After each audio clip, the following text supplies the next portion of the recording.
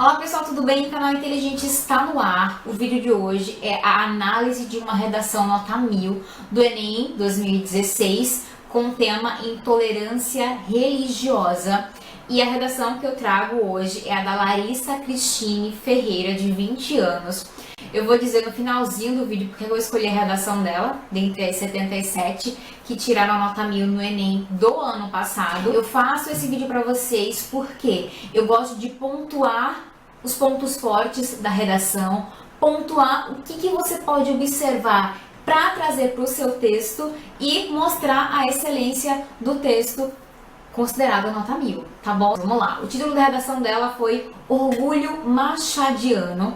Brás Cubas, o defunto autor de Machado de Assis, diz em suas memórias póstumas que não teve filhos e não transmitiu a nenhuma criatura o legado da nossa miséria. Talvez hoje ele percebesse acertada a sua decisão. A postura de muitos brasileiros frente à intolerância religiosa é uma das faces mais perversas de uma sociedade em desenvolvimento. Com isso, surge a problemática do preconceito religioso que persiste, intrinsecamente ligado à realidade do país, seja pela insuficiência das leis, seja pela lenta mudança de mentalidade social.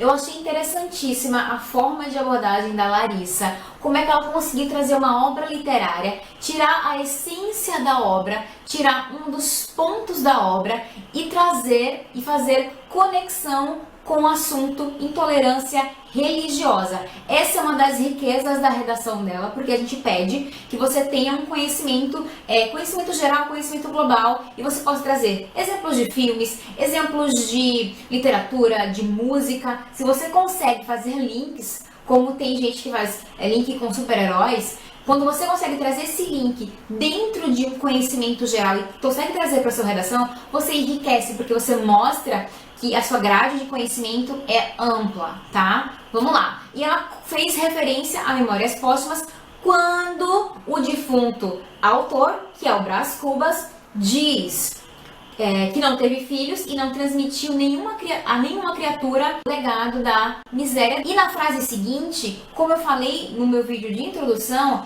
ela faz uma reflexão, ela contextualiza a obra com o tema. Quando ela diz, talvez hoje ele percebesse acertada a sua decisão. Olha ela linkando obra e tema. A postura de muitos brasileiros frente à intolerância religiosa é uma das faces mais perversas de uma sociedade em desenvolvimento. Então ela diz, ele fez isso, se ele percebesse hoje o que a sociedade está fazendo, ele concordaria, tá?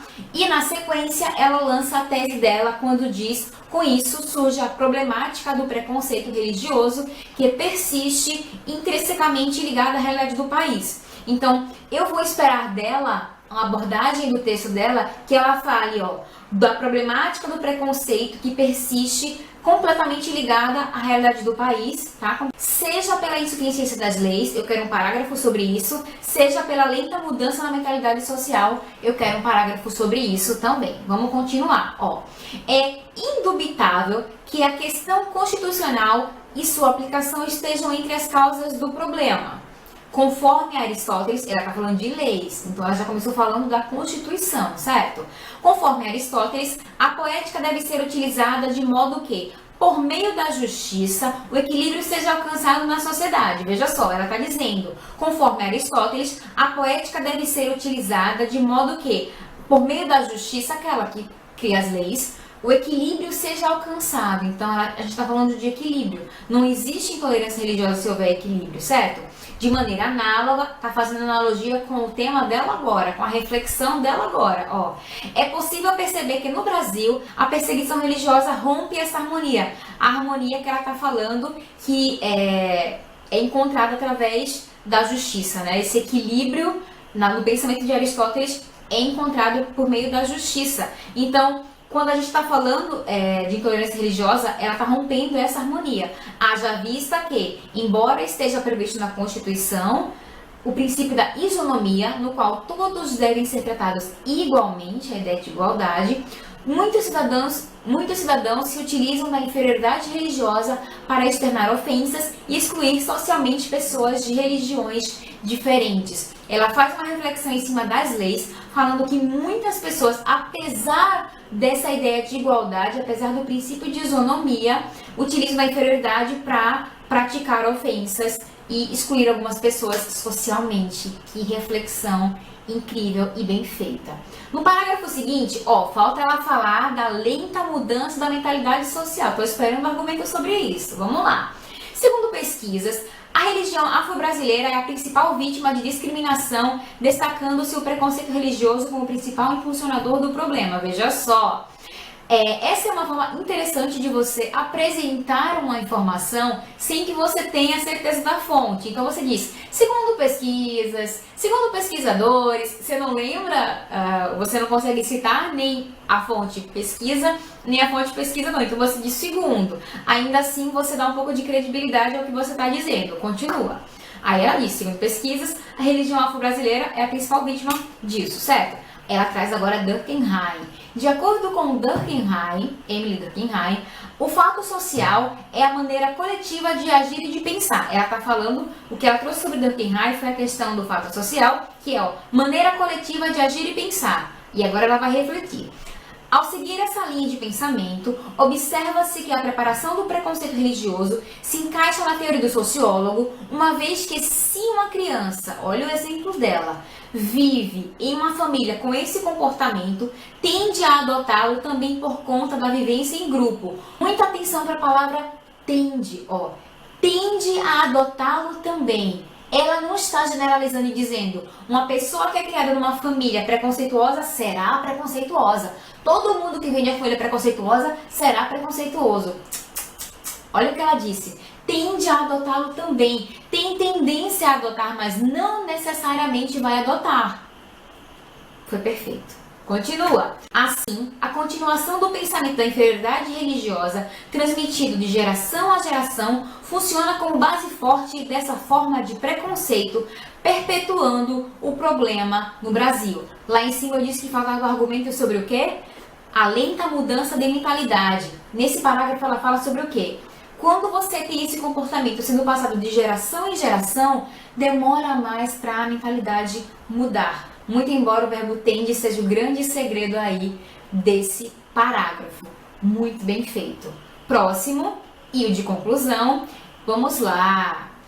Lembra na minha aula, na primeira aula do curso de redação, o linkzinho está aqui embaixo, eu falo sobre as perguntas que você tem que fazer na sua conclusão. Para que ele fique claro, não é só apresentar esse propósito de intervenção. Porque o governo tem que mudar as leis. Porque a gente tem que fazer campanha. Só isso? Não. Como vai ser feito? Quem vai fazer e por quê? Como, o que, como, quem e por quê. Vamos lá. Infere-se, portanto, que a intolerância religiosa é um mal para a sociedade brasileira. Ela retomou o tema, é um mal para a sociedade brasileira. Sendo assim, lá vem a primeira solução. Cabe ao governo federal, ela falou sobre as leis, certo? Construir delegacias especializadas em crimes de ódio contra a religião, a fim de atenuar a prática do preconceito na sociedade, além de aumentar a pena para quem o praticar. Ela botou essa solução ali dentro das reflexões que ela fez sobre as leis. Ok. Quem vai fazer? O governo federal. O que vai fazer? Construir delegacias especializadas para quê? A fim de atenuar a prática do preconceito, além de aumentar a pena. Ótimo. O segundo problema dela, vamos lá. Ainda cabe à escola criar palestras sobre as religiões e suas histórias, visando informar crianças e jovens sobre as diferenças religiosas no país, diminuindo assim o preconceito religioso. Veja só, quem vai fazer isso? A escola vai fazer o quê? Criar palestras sobre as religiões. Por quê? Vai informar as crianças, diminuindo assim o preconceito religioso. Ela falou sobre as crianças e sobre a educação dada pelos pais. Você lembra? Ela colocou a escola como um agente transformador aí nesse problema. E ela ainda acrescenta mais uma coisa. Ademais, a sociedade deve se mobilizar em redes sociais com o intuito de conscientizar a população sobre os males da intolerância religiosa. Eu achei muito legal esse acréscimo dela, porque ela está colocando a sociedade também como um agente social de mudança. Tem vídeos sobre os agentes que você deve utilizar na sua redação, os agentes de mudança social, o linkzinho também tá aqui embaixo para vocês. E para finalizar, ela traz uma frase otimista, contextualizando o assunto e dizendo, olha, se a gente aplicar essas mudanças, a gente vai conseguir evoluir, a gente vai conseguir mudar esse cenário brasileiro. Veja só, assim, poder-se-á transformar o Brasil em um país desenvolvido socialmente e criar um legado que Brás Cubas pudesse se orgulhar. Garota, eu queria te dar um abraço. Gente, ela amarrou a redação dela. Além de dizer que com todas essas soluções a gente pode criar um Brasil desenvolvido socialmente, ela ainda amarrou a história quando ela citou Brás Cubas lá em cima, criando um legado que Brás Cubas pudesse se orgulhar. E aí sim, quem sabe, poder passar esse legado para sua próxima geração, para os seus filhos. Aí, a sua redação, ela é impecável, muito bem estruturada, muito bem pensada. Seus conectivos, quando você começou lá em cima, fazendo a reflexão, com isso, é indubitável que, de maneira análoga, haja vista que, segundo pesquisas, de acordo com, uma vez que, ao seguir essa linha, infere-se, portanto, sendo assim, ademais, ainda cabe. Então foram conectivos muito bem utilizados para organizar e para conectar muito bem os seus argumentos e o seu pensamento. Então uma redação muito bem estruturada, 1000, muito bem aplicado. Aos meus alunos, atenção,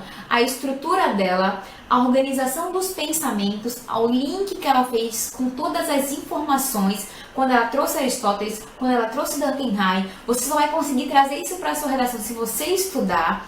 Aqui no canal tem vídeos sobre pensadores, sobre propostas de citação para sua redação. Os links estão todos aqui embaixo, ok? Quem tiver dúvidas e quem quiser ajuda, tem o nosso curso de redação aqui no Canal Inteligente. Então, aqui embaixo tem o nomezinho, tem a logozinha do canal, tem o nome Canal Inteligente. Clica aqui embaixo, quem estiver assistindo pelo YouTube, tá? Clica aqui embaixo e você vai ser redirecionado para o canal e lá vai ter a nossa playlist sobre o curso de redação que está acontecendo. Não sei quando você está assistindo esse vídeo, mas nós estamos trazendo para o canal um curso de redação explicando passo a passo de criação de introdução, formas diferentes, desenvolvimento, formas diferentes e conclusão, formas diferentes, além de trazer à tona também os melhores conectivos para você utilizar. Eu quero te ensinar a escrever, eu quero te ajudar a construir a sua redação 1000, porque sim, você é capaz, ok? Então eu espero que vocês estejam gostando. Se você gostou desse vídeo, dá um like, se inscreve aqui no canal, compartilhe com os seus amigos,